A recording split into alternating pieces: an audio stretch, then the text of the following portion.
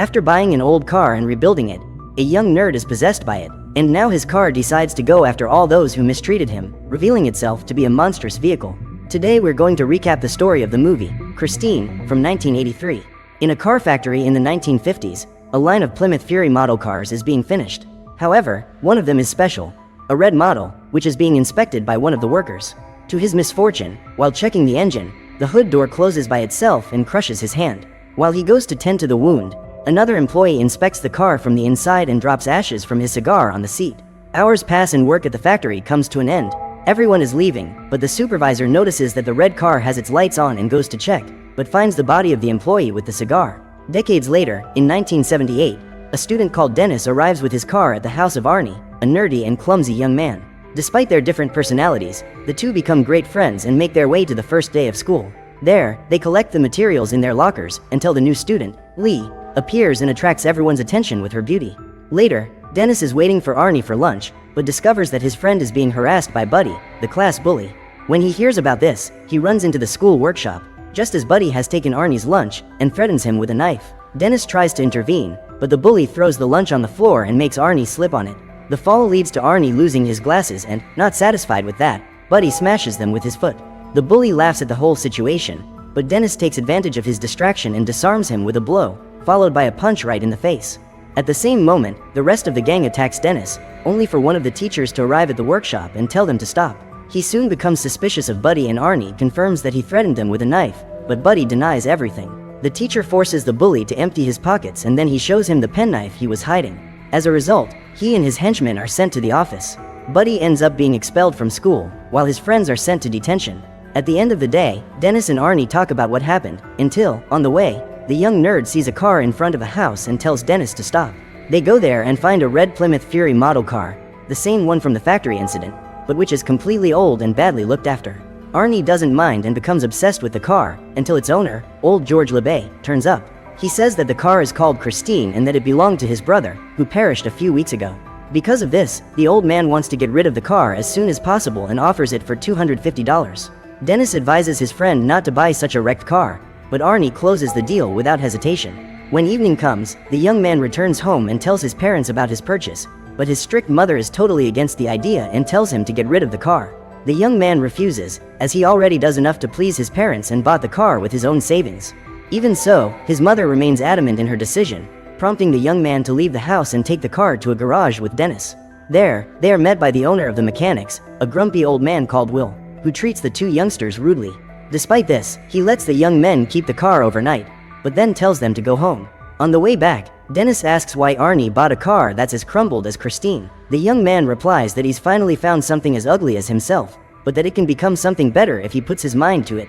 Weeks go by and Arnie works day and night to fix the car. The owner of the garage continues to be rude, but he decides to hire the young man to help him in the garage, and in exchange, Arnie will be able to pick up all the scrap metal he needs for his car.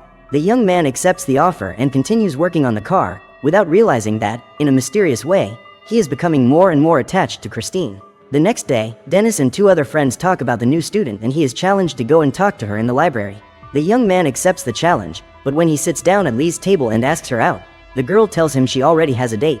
Dennis leaves the table embarrassed by the rejection and, at the end of the day, goes to Arnie's house to talk, as they haven't been seeing each other as often. But when he gets there, Arnie is different, without his glasses, with more stylish clothes and a rebellious temper. He doesn't even want to talk to his friend and promptly leaves to go do some extra work for the shop owner. His mother tries to stop him, but the young man just ignores her and goes on his way. She then talks to Dennis and says she's worried about her son and his new car, as she's discovered that the previous owner took his own life inside the car by inhaling carbon monoxide. On hearing this, Dennis goes to old George's house and he reveals what happened to his brother. The guy says that when he bought Christine, his brother became obsessed with the car, even after his daughter and wife lost their lives in it. To make matters worse, after his brother perished, the car mysteriously turned up at George's house weeks later. This makes Dennis even more worried, and, at the end of the day, he decides to go to the garage to have a look at the car. When he gets there, he tries to get into the car, but as soon as he pulls the handle, the radio starts playing and Dennis runs off before anyone sees him. The next morning, the young man goes to the school stadium to play a football match. Dennis is preparing for an important move, but in the distance, he sees Arnie arriving with Christine, fully restored, which attracts the attention of Buddy and his friends. In addition, Lee appears from inside the car and she and Arnie kiss in front of everyone. Dennis is confused and upset when he sees this and loses concentration on the game. Unfortunately, one of the rival players takes advantage of this and takes the ball from him with a blow so strong that it knocks him unconscious and seriously injures him. Days pass after this incident and Dennis wakes up in hospital with his leg in a cast and his neck fractured. At his side is Arnie, who has come to check on his friend, and the two resume their old friendship. Dennis reveals that, because of what happened at the match, he'll never be able to play football again and that he almost became a paraplegic. He also asks how Arnie managed to fix Christine in such a short space of time, but his friend just says that he worked hard to do it.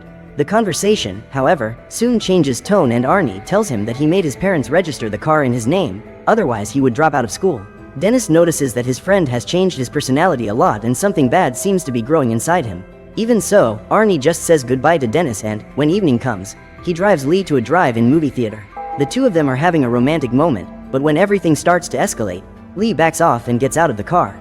Arnie goes after her and the girl says she doesn't want to spend those moments in the car. What's more, the two start arguing about the fact that the young man is obsessed with Christine and pays more attention to her than to his own girlfriend. He finds this conversation absurd and convinces Lee to get in the car because of the rain. The girl agrees, but as soon as they get in, the windshield starts to malfunction and Arnie goes out to try to fix it. Just then, Lee grabs a snack to eat and the car turns on the radio by itself. If that wasn't strange enough, a strong light is emitted from the dashboard and the girl starts to feel sick, as if she's choking. She starts to run out of air and Arnie immediately runs to help her, but the car acts on its own again and locks the doors from the inside. The young man despairs and tries to open the door any way he can, but to no avail. Luckily, Lee, already out of breath, manages to pull the lock on the door and a driver standing next to her manages to open it. When he sees this, Arnie goes into a rage and attacks the guy, but the man just wants to help get the food stuck in the girl's throat out, and he succeeds.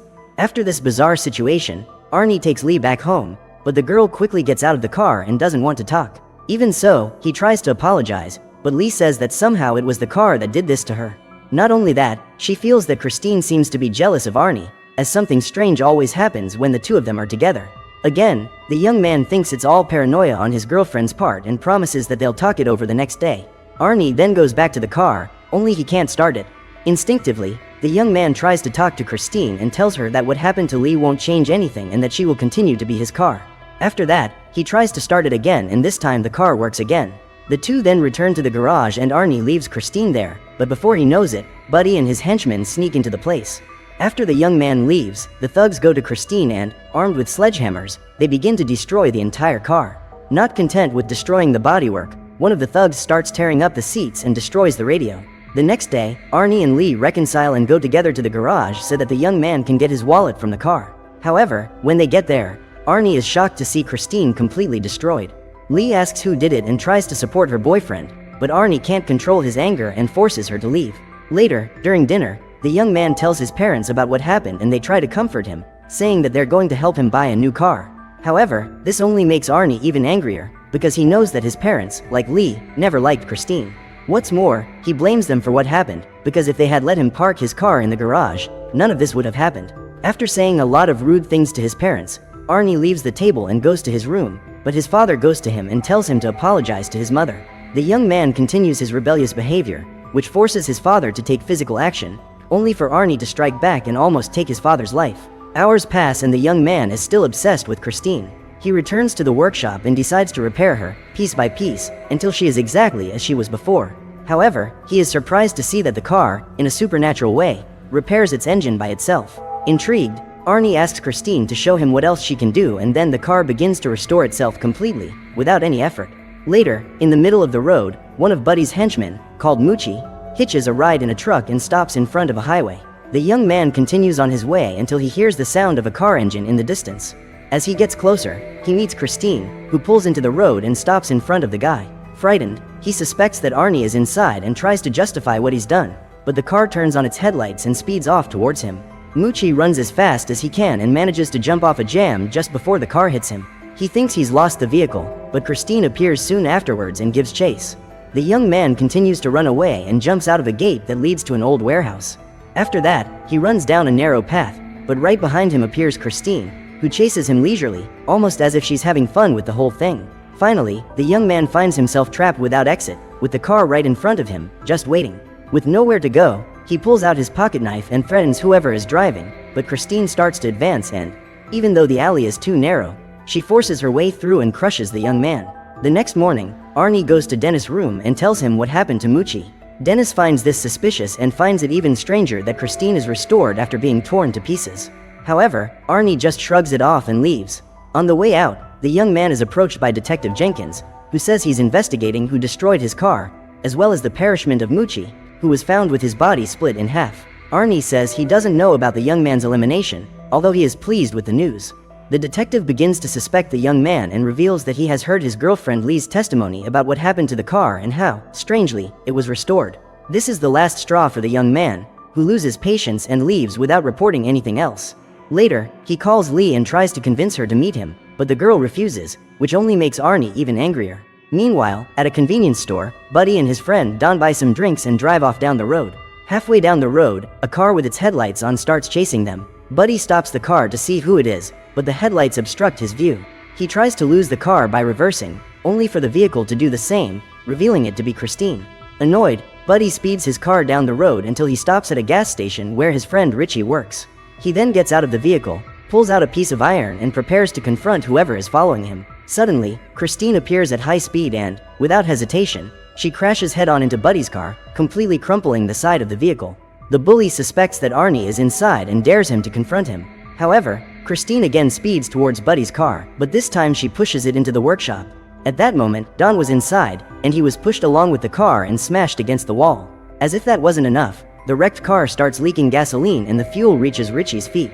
Eventually, Buddy's car starts on fire, and when it comes into contact with the gasoline, the entire garage explodes, taking Richie with it. Seeing this tragedy, Buddy flees to save himself, but Christine comes out of the garage, covered in flames, and sets off to eliminate her latest victim. In the middle of the dark and deserted road, the flaming car watches Buddy run as far as he can. Finally, the monster car runs over its victim, leaving only the body lying on the road, covered in fire. Sometime later, Old Will hears a car approaching and, when he opens the doors of his workshop, he finds Christine, covered in smoke. The old man finds this strange, as Arnie had gone with his car to do a job he had asked for. So he arms himself with a shotgun and goes to Christine to find out who is driving. The old man approaches and tries to open the door, but the whole body is extremely hot. He uses an old rag to open it, but no one is inside. This only makes everything stranger, but even so, the man decides to get into the car to investigate. Christine takes advantage of this mistake to avoid leaving any witnesses and, as well as locking the old man in the car, she smashes him by pushing the seat against the dashboard. The next day, Arnie returns to the garage and finds several police cars inside. On entering, he comes across Detective Jenkins, who tells him that he has found his boss inside the car, lifeless. The strangest thing of all is that the situation seems to indicate that he took his own life, as his gun was with him in the car. Faced with this, Arnie says he doesn't know what could have happened, but suspects that it was Christine's doing, who once again appears completely restored. Meanwhile, Dennis returns home and receives a call from Lee, who asks to speak to him. She goes there and says she suspects that the car is somehow controlling Arnie so that he acts strangely and violently. Dennis doesn't believe that his friend is capable of doing anything bad, but if the car is controlling his mind, it must be destroyed. After the conversation, Lee leaves, but seconds later, Arnie appears, along with Christine. He calls Dennis to take them for a drive, but Arnie is once again behaving very strangely. On the way, he starts drinking more than he should, exceeds the speed limit and even lets his hands off the wheel and lets the car drive itself. This attitude makes Dennis worry and he repeats Lee's words that Arnie isn't in control of his car. However, instead of listening to his friend, the young man just tells him, in a threatening tone, that nothing and no one will stand in his and Christine's way. To prove it, Arnie accelerates the car to maximum speed and swerves into another lane, almost colliding with a car coming in the opposite direction. Seeing that his friend is on the verge of madness, the next day Dennis leaves a notice on Christine's bodywork, asking Arnie to meet him at the garage in the evening. When the time comes for the meeting, Dennis and Lee are waiting for him in the workshop, but they don't find Arnie there. So the two of them get into a nearby excavator and drive it into the workshop. The two agree that Lee will stay in the office and close the gate when Arnie arrives and, as soon as he leaves, Dennis will destroy Christine with the bulldozer. They go ahead with the plan and the girl goes to the office, but what neither of them knew was that Christine was hiding in the workshop, amidst a lot of rubble. Then the car turns on its headlights and sets out to run over the girl who, in an act of reflex, grabs onto a dangling tire and dodges just in time. However, Christine doesn't give up and sets out to attack her again, only for Dennis to put the excavator's claw in front of her and protect her from the impact. After that, Christine backs off and goes to the far side of the workshop, while Dennis drives the tractor to the opposite side. The two vehicles are positioned, one against the other, and it is revealed that Christine is not driving alone, but with the help of Arnie, completely dominated by her influence. Suddenly, the car activates its headlights and, in a matter of seconds, completely repairs itself. To make matters worse, the excavator stops working and Dennis tries to restart it. In the meantime, the car speeds off towards the office to eliminate Lee once and for all. The girl despairs and the car crashes into everything, but instead of hitting her, the impact throws Arnie through the windshield. The girl goes to see what has happened to him and Arnie scares her with a jump and grabs her by surprise. Unfortunately, his body is mortally wounded by one of the pieces of glass in the windshield.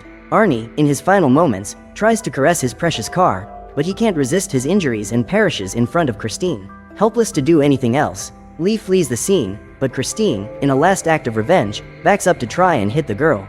At the last second, Lee manages to swerve and the car gets stuck in a column. Dennis seizes this chance and, after reactivating the excavator, he drives it towards Christine. The blow hits her hard, but the car resists and tries to get away.